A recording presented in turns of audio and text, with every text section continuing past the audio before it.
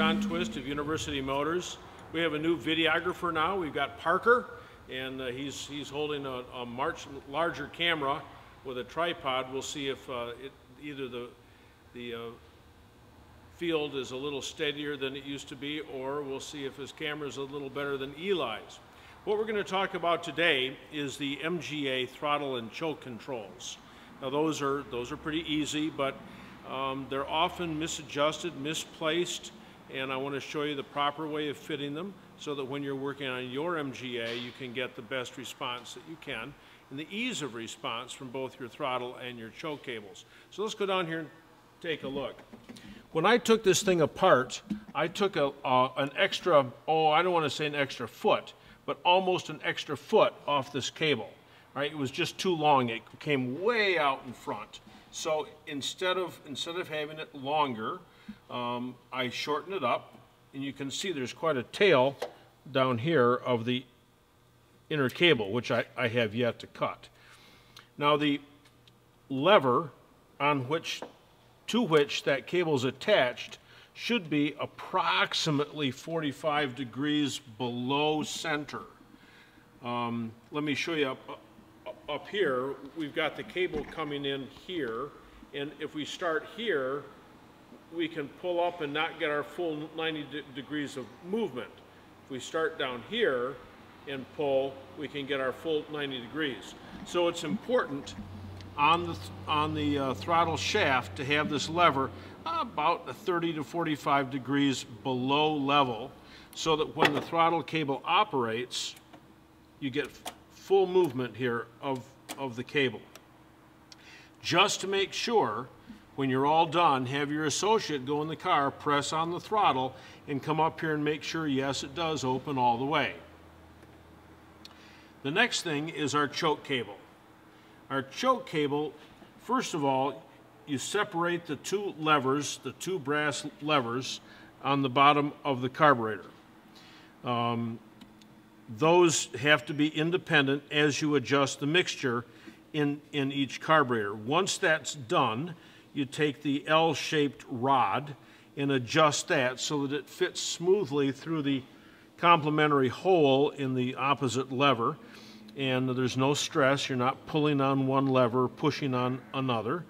That goes right through, and that's where I've got these nice number 10 washers here in a brass split pin. So I've got that guy set there.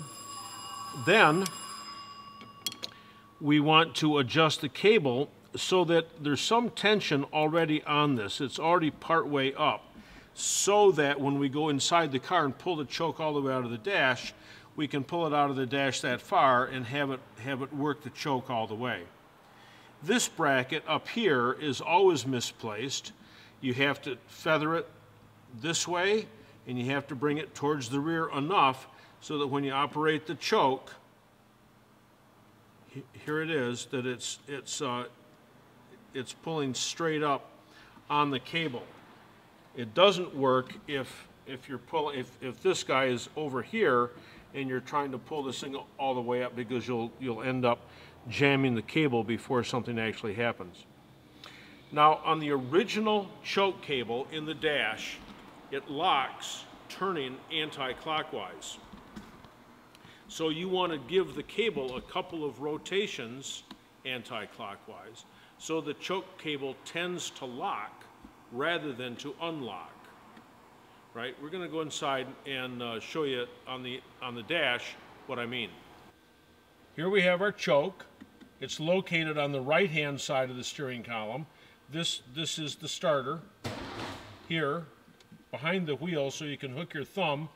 Well, this wheel's a long way back, but you can hook your thumb on here and pull the starter and get this thing started up. The choke should be over here. When you look at it on your workshop manual, they're reversed, but of course that's for a right-hand drive car. Anyway, this cable should tend to turn anti-clockwise, so that when you pull the thing up, you can lock it. And that's a full movement on the choke. It does come this far out of the dash. So you want to make sure that you've got the cable spun so this thing has a tendency to rotate anti-clockwise. Let's go back and look under the bonnet once more. So let's just take a look at this again. We've got just a little bit of free play here, not much. This guy's got full movement, and if we use our handy dandy starter here and give our, that certainly starts easily.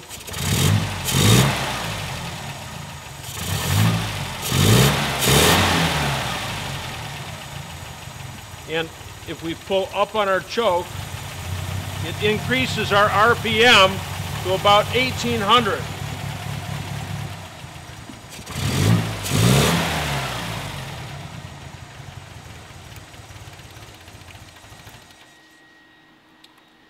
And that's all there is today. Hey, if you're going to be in Dillard, Georgia, I'm going to be in Dillard, Georgia this weekend.